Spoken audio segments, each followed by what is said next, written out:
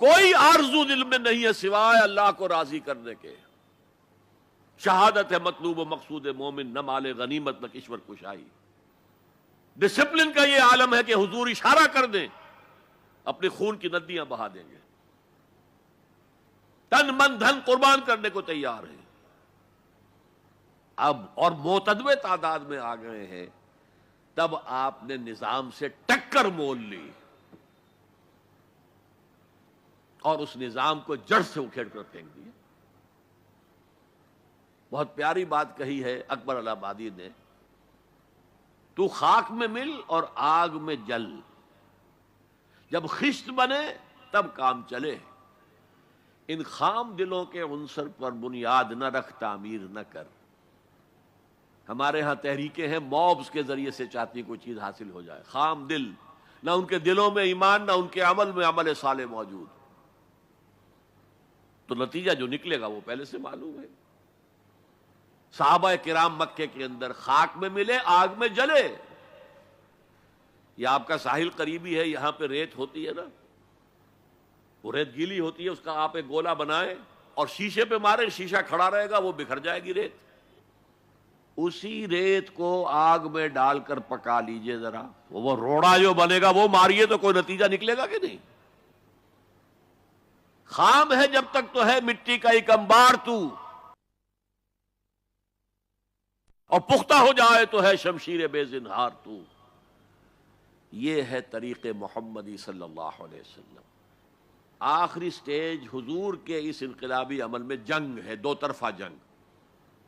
یقاتلون فی سبیل اللہ فیقتلون ویقتلون. اللہ کی راہ میں قتال کرتے ہیں، قتل کرتے بھی ہیں، قتل ہوتے بھی ہیں. بدر میں 70 قرشی سردار مارے گئے، احد میں 70 صحابہ شہید ہو گئے. کوئی ضمانت نہیں ہے کہ تم جنگ میں جاؤ تمہیں کوئی نقصان نہیں ہوگا، نہیں. لیکن یہ ہے کہ آج کے دور میں اس مسئلے میں خصوصی اجتہاد کی ضرورت ہے. وہ میں پھر کسی اور موضوع پر گفتگو کرتے ہوئے آپ کے سامنے رکھوں گا کہ دو طرفہ جنگ کی بجائے ایک اور راستہ ہے جس کی سب سے پہلے نشاندہی کرنے والے مہاتما گاندھی تھے. Non violent, naan cooperation. ہم نے تو انگریز کو کچھ نہیں کہا، ہم تمہارے کپڑا نہیں پہنیں گے تمہارا، ہم تو چرخہ کاٹیں گے، سوت کاٹیں گے، اس سے اپنی کھدر بنائیں گے، وہ پہنیں گے. اور کتنی بڑی چوٹ لگ گئی ان پر، کپڑوں کے انبار لگتے جا رہے ہیں، اتنی بڑی مارکیٹ کھوئی گئی. لیکن ہم نے تو کچھ نہیں کہا. انہوں نے قانون تو نہیں بنایا ہوا تھا کہ ہمارا کپڑا ضرور پہنو گے تم. Non violent, naan cooperation. پھر آیا نان وائلنٹ سول ڈس اوبیڈینس. پرماتما نے سمندر میں نمک پیدا کیا، ہم پرماتما کے سمندر سے پرماتما کا نمک لینے جا رہے ہیں. اس کا مطلب کیا تھا؟ You have challenge the taxation policy of British India. اب لاٹھیاں پڑی، جیلیں بھری، ہوا کہ نہیں؟ لیکن انہوں نے کوئی تشدد نہیں کیا، عدم تشدد. اس سے اگلا مرحلہ ہندوستان میں آیا ہی نہیں. دوسری جنگ عظیم کے بعد انگریز اتنا کمزور ہو چکا تھا، وہ فیصلہ کر چکا تھا اب اتنی دور دراز وزات کو ہم قابو میں نہیں رکھ سکتے، لہذا وہ بستر طے کر رہا تھا اپنا. ذرا سوچئے، سونے کی چڑیا ہاتھ سے نکل رہی ہے، لیکن کیا کسی انگریز نے کسی ہندوستانی کو مارا؟ کیا کسی ہندوستانی نے کسی انگریز کو مارا؟ آپ شیر کے منہ میں سے وہ سنہری چڑیا نکال رہے ہیں، لیکن نہ کسی انگریز نے کسی ہندوستانی کو، نہ مسلمان کو، نہ ہندو کو، نہ کسی مسلمان نے اور نہ کسی ہندو نے انگریز کو مارا. آپس میں لڑے ہیں، یہ بالکل دوسری بات ہے، اٹس اے ڈفرنٹ سٹوری. آپس میں قتل عام ہوا ہے، لیکن یہ آزادی تو ملی ہے ان کے دینے سے. وہ جا رہے تھے خود ہی. آپ کو معلوم ہوگا کہ انہوں نے ڈیٹ فکس کی تھی 48، لیکن ماؤنٹ بیٹن نے 47 کے اندر کہا بس جانا ہے ہم نے.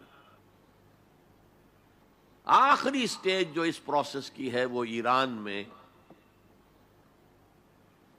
امام خمینی کا جو انقلاب آیا وہ تھا ان آرمڈ ریوولٹ.